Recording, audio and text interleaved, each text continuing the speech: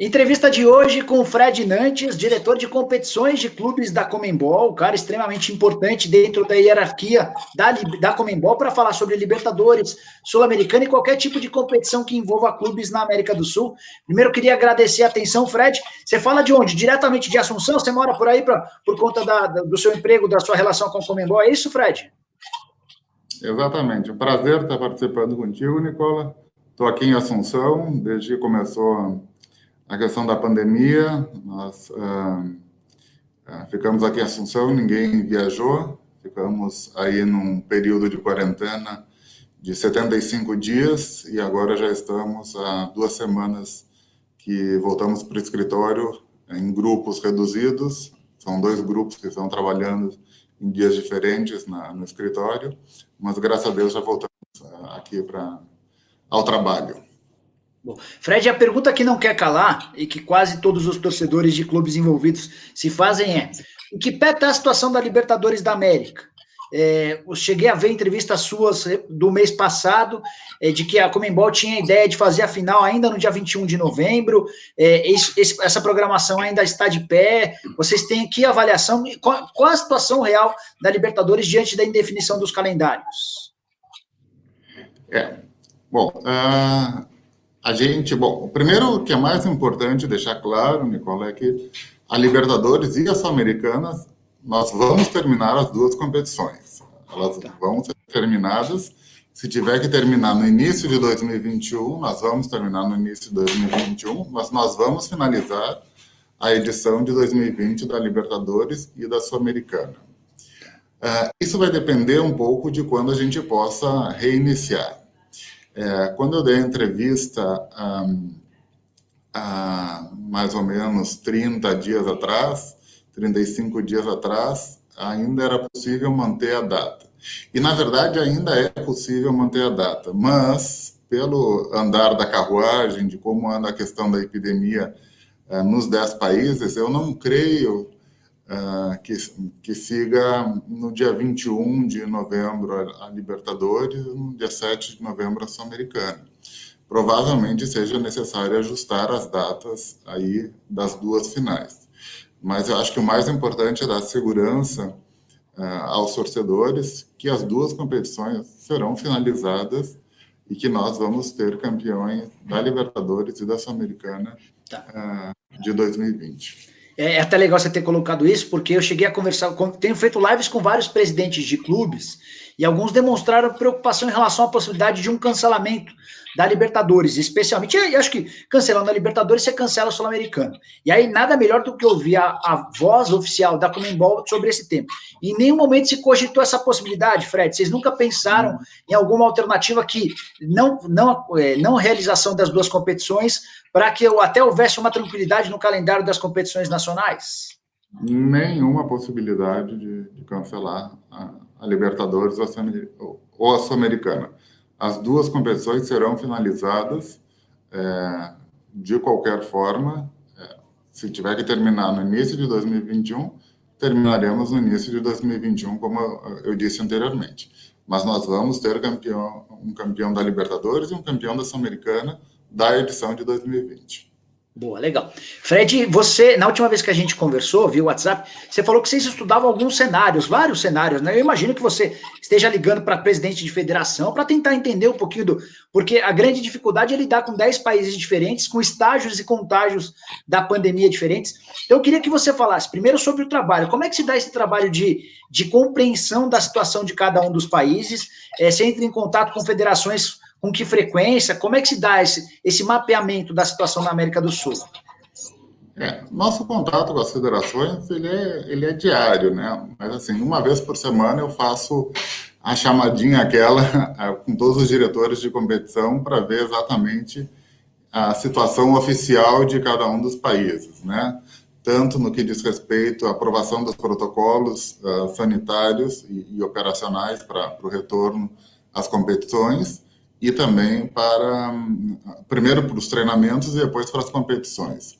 A gente vem trabalhando muito assim, proximamente com as associações, porque é um quebra-cabeça juntar o calendário das 10 associações primeiro para que possam reiniciar seus torneios nacionais e depois para que a gente possa reiniciar a Libertadores e a Sul-Americana, porque tem uma questão a mais aí, que é a questão dos voos, né?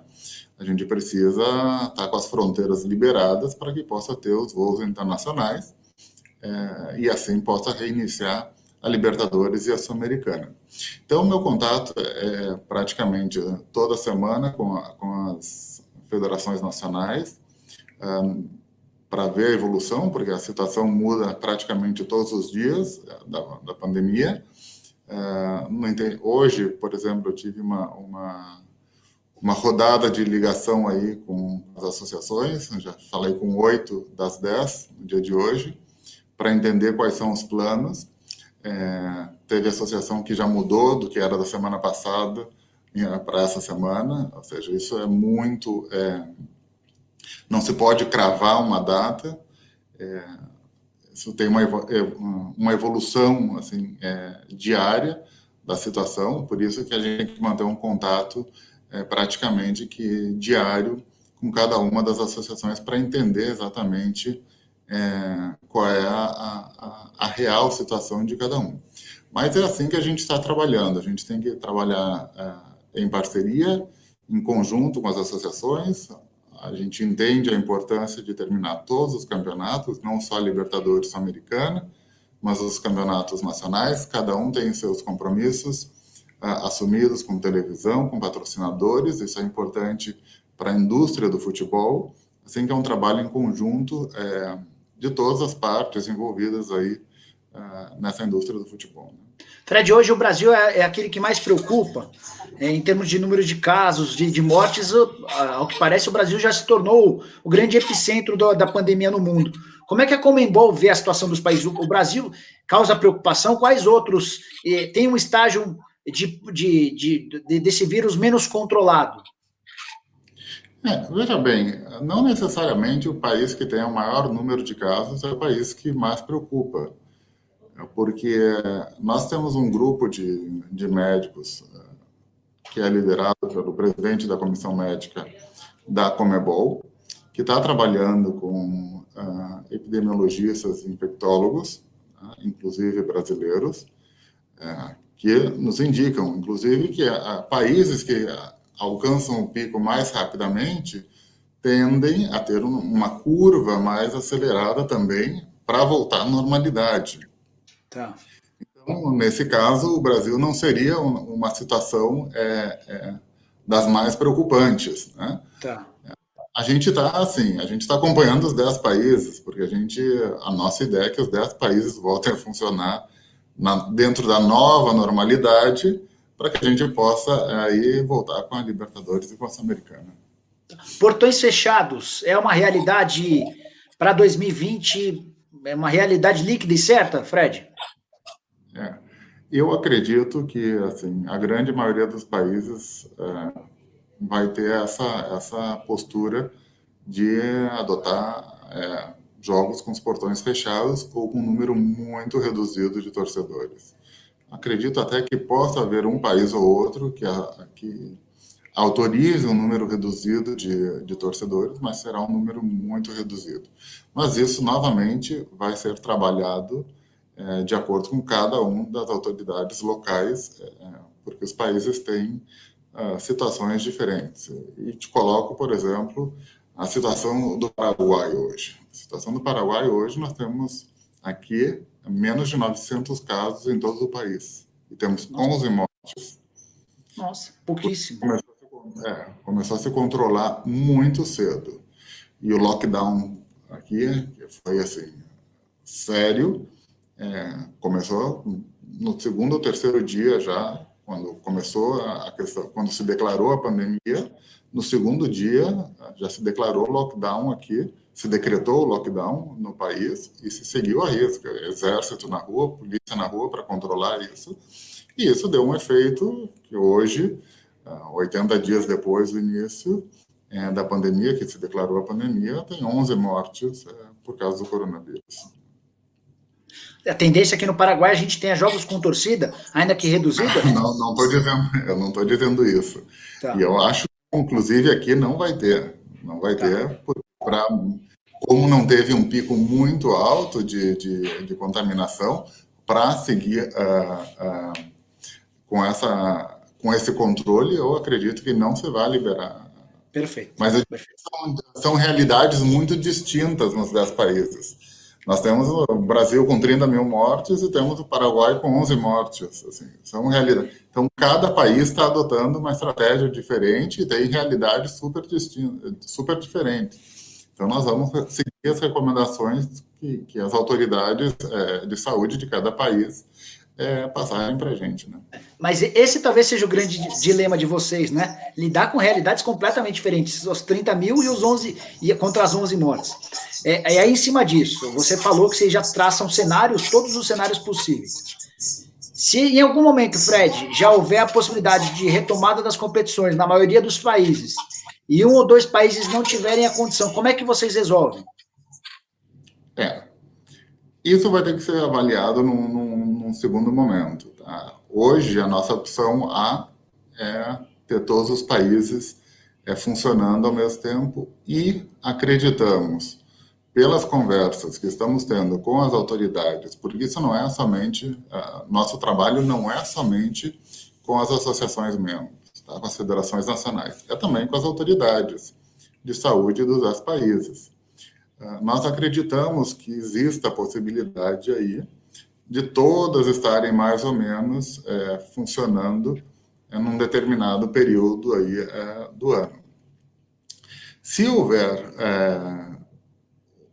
se chegar num determinado momento crítico, que a gente tenha um ou dois países que não estejam funcionando, que não estejam com as fronteiras abertas, talvez tenha que estudar a possibilidade de mudar o local onde esses clubes joguem como mandante, sim, para terminar a Libertadores.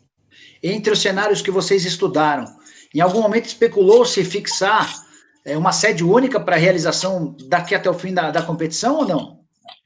Isso é impossível, seria impossível fazer. Nenhum lugar tem uma estrutura, nenhum país tem uma estrutura para fazer isso.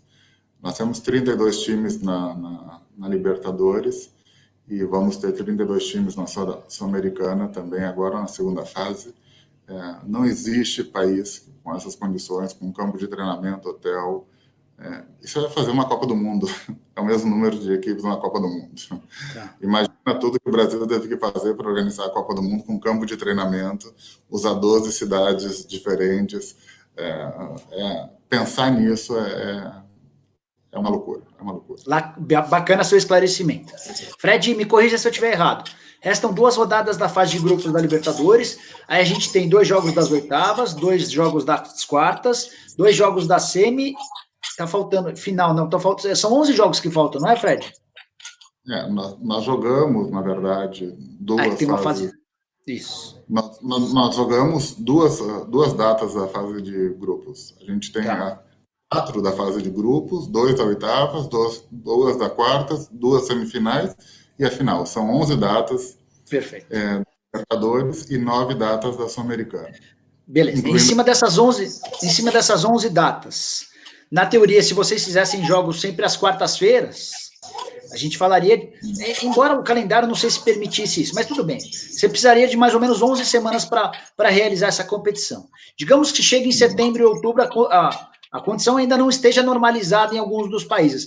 Vocês estudam a possibilidade de fazer jogos únicos? Essa foi outra especulação que se levantou, e é legal que vocês esclareçam. Se em algum momento vocês estudaram, oitavas, quartas, semi, afinal já é jogo único, né? Mas essas outras fases de mata-mata virarem só mata, isso está nos planos de vocês em algum momento? Não se discute nesse momento, porque a competição já iniciou, assim. Mudar a regra do jogo depois de já iniciada a competição, isso seria uma medida extrema, assim, e não acreditamos que seja necessário chegar a isso. Tá. Com todos os cenários que a gente trabalha hoje, a gente prefere chegar até o final de janeiro, por exemplo, de 2021 e não mudar o formato da competição. Esses são os cenários que a gente trabalha. O Maracanã é imexível, né? Afinal, independente de novembro, dezembro, janeiro, a decisão da Libertadores é no Maracanã. Hoje nós trabalhamos com isso, claro. A Córdoba como a final da Sul-Americana e Maracanã como a final da Libertadores. Esses são Tá, nossos planos no dia de hoje. tá. Outra coisa que eu queria saber de vocês, no caso de você, representando a Conmebol. No melhor dos cenários, a bola volta a rolar para a Libertadores quando?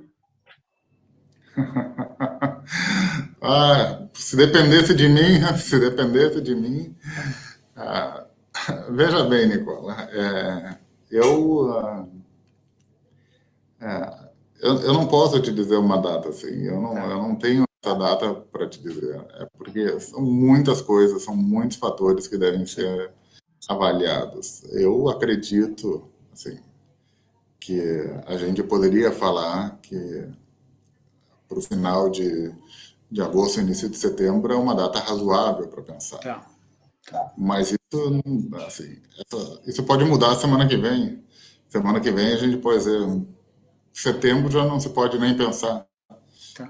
Faz parte. Por isso que eu até te perguntei, do cenário mais otimista e do menos otimista, entendeu, Fred? Porque é o que você falou, é algo absolutamente incontrolável, né? Não depende, não depende do ser humano, até depende, né? Se todo mundo ficasse em casa, mas é algo incontrolável, eu entendo perfeitamente. Mas o que eu queria saber, o melhor dos cenários você descreveu, talvez agosto, setembro. E o pior dos cenários? Pior do cenário, então, aí mesmo que fica mais difícil de dizer, né? Tá. Dar qualquer prognóstico, né? Veja bem, isso o nosso secretário-geral, essa data é uma data que o secretário-geral da Confederação, numa entrevista na semana passada, que saiu em todos os meios de comunicação do Brasil, Gonçalo Beloso, ele deu essa data como uma possibilidade. Isso é em vista do que a gente tem discutido com as autoridades de saúde dos diversos países, que seria uma data que não é uma loucura pensar, mas como disse, novamente vai depender de diversos fatores que são alheios à nossa vontade, porque Tá? pela gente, se dependesse da gente, o futebol já estaria de novo aí.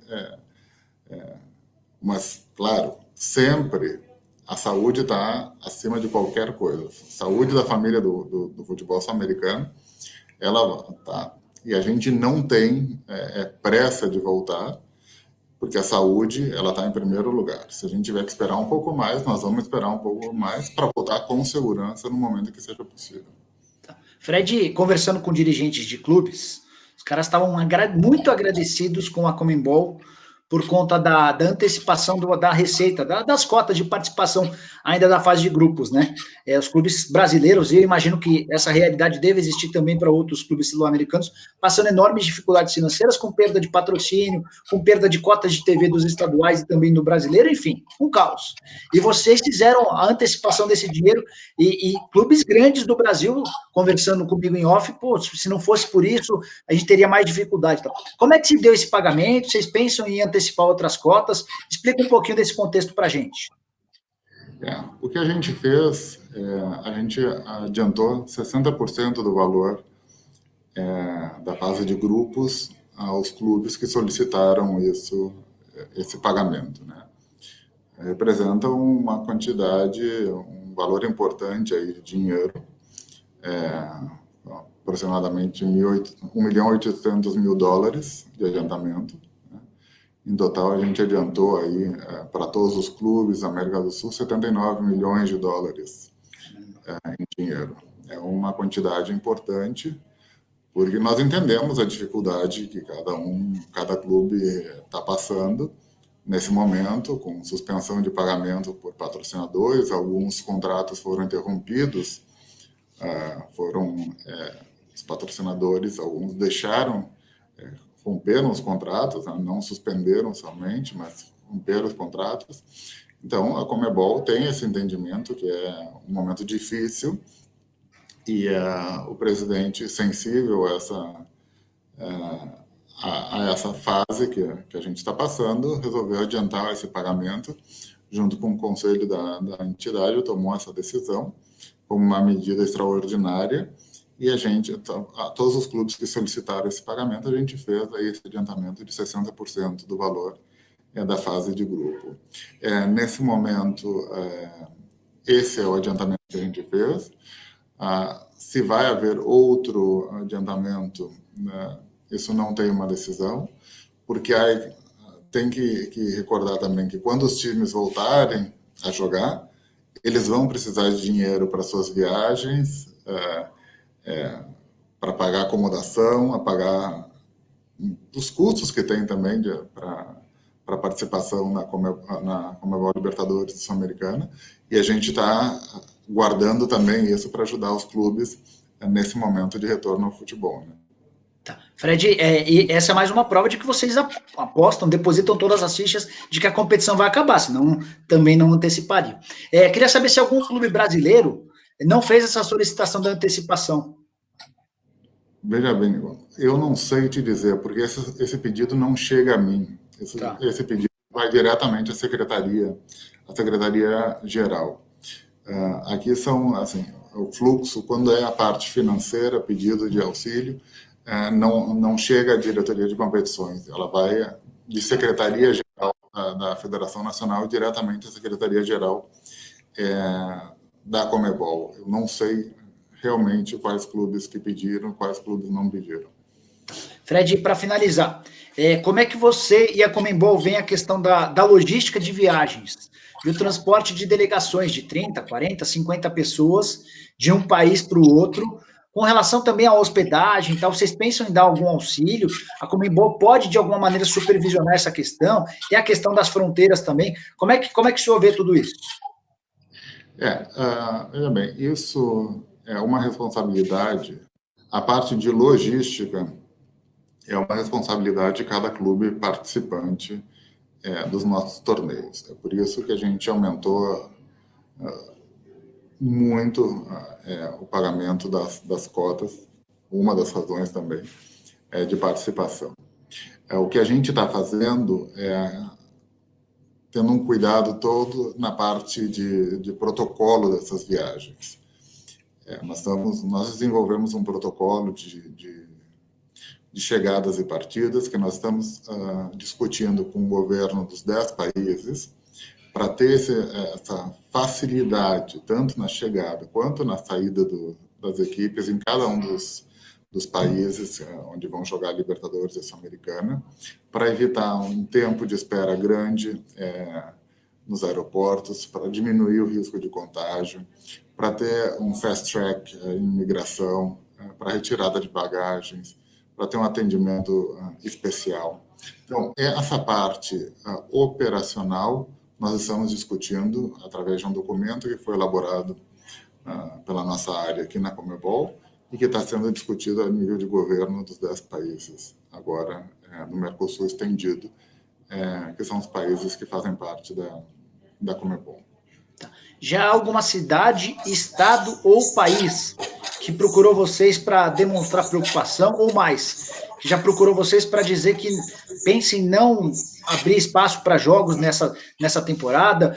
Na Argentina chegou-se a cogitar a possibilidade de a gente só ter partidas do Campeonato Argentino no próximo ano. Então eu queria saber se existe alguma localidade que demonstra muita preocupação nesse sentido de realização de jogos, Fred?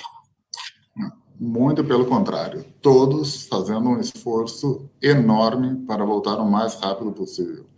Já temos países que iniciaram o treinamento, Chile já tem equipe treinando, Equador volta no dia 8, Paraguai volta no dia 10, agora de junho, os treinamentos. O trabalho que está sendo feito em cada um dos países é gigante para voltar ao futebol. Porque o futebol tem uma importância muito grande dentro da sociedade, não só na economia, mas também nessa fase todo mundo dentro de casa, de entretenimento para as pessoas que estão dentro de casa. Então, todo mundo reconhece a importância da volta do futebol com segurança, o mais rápido possível.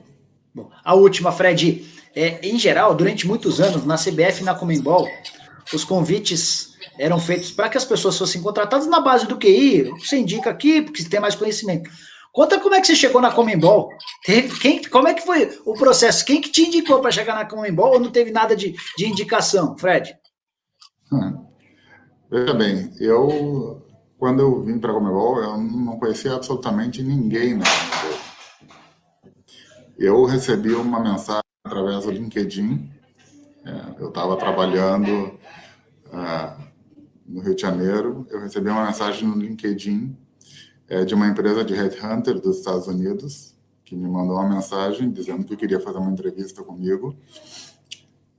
Eu respondi dizendo que não estava procurando nenhum trabalho, que estava trabalhando muito bem, mas que estava aberto para fazer uma entrevista. E aí começou um processo de entrevistas. As 3 primeiras entrevistas eu fiz sem saber para que estava sendo entrevistado. Que barato. Até que chegou o momento que eu disse, olha, se vocês querem continuar me entrevistando, vocês têm que me dizer para que é que eu estou sendo entrevistado. E aí me disseram que era para uma posição na Conmebol. E, bom, a partir daí, eu fiquei sabendo o que era, não sabia qual era a posição. E depois disso eu tive mais 4 entrevistas, até chegar à entrevista presencial aqui em Assunção, com a secretária-geral, enfim, e a última entrevista com o presidente Alejandro, e foi aí que eu fui contratado na Conmebol. Mas não conhecia absolutamente ninguém que trabalhava aqui. Esse foi o processo, como eu vim Legal, parar aqui. bacana saber, Fred, porque contraria tudo que a gente ouvia, né, a respeito de indicações em CBF, em Conmebol, mostram um outro jeito de trabalhar.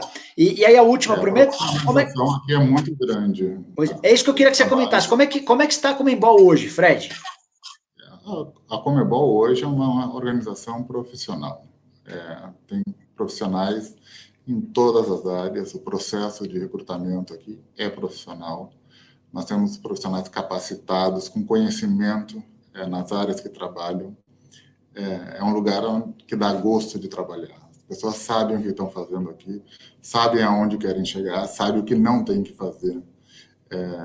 Temos uma liderança do presidente Alejandro, que sabe muito bem o que quer para o futebol e o que não quer para o futebol. Ou seja, a gente tem um direcionamento claro das coisas que tem que ser feitas pelo futebol e para o futebol. Assim que estamos atrasados, porque por muito tempo não se fez nada. Então, estamos ajustando os processos. Ainda nos vai tomar um tempo para deixar a casa em ordem como a gente gostaria que estivesse. Mas, assim, o que se fez desde 2016, desde a chegada do presidente Alejandro, é impressionante. Todo o trabalho que já se fez aqui. Bom, Fred, queria muito agradecer a atenção, desejar sorte nesse quebra-cabeça complicado de encaixar 10 países diferentes dentro de um continente com pandemias em estágios completamente diferentes. Agradecer a atenção, o fato de você falar, é sempre importante que as entidades falem, orientem, contem como é que tem sido as coisas, e as portas do canal do Nicola estão sempre abertas para você e para a Conmebol, tá bom? Eu que agradeço o espaço, Nicola, e a gente está às ordens aqui para vocês. Fechado. Abração, Fred. Tchau, tchau. Um abraço.